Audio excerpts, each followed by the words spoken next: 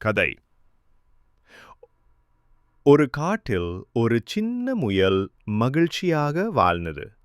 ஒரு நாள் ஒரு பசிகொண்ட சிங்கம் சத்தமிட்டது. இன்று என் மதிய உணவுக்கு ஒரு முயல் வேண்டும். அனைத்து விலங்குகளும் பயந்தன. அந்த சின்ன முயல் தைரியமாக சிங்கத்தை சந்திக்கச் சென்றது.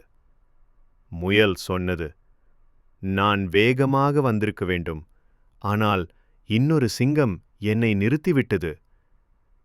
சிங்கம் கோபமடைந்தது. அந்த சிங்கம் எங்கே இருக்கிறது? முயல் அதை ஒரு கிணற்றின் அருகே அழைத்துச் சென்றது.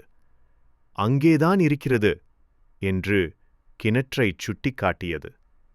சிங்கம் தனது பிரதிபலிப்பை பார்த்துவிட்டு அதை எதிரி என நினைத்து கிணற்றுக்குள் தள்ளிவிட்டது. சப்பா! அது மீண்டும் எப்போதும் வரவே இல்லை. நெறி, புத்திசாலித்தனமே சக்திக்கு மேல்.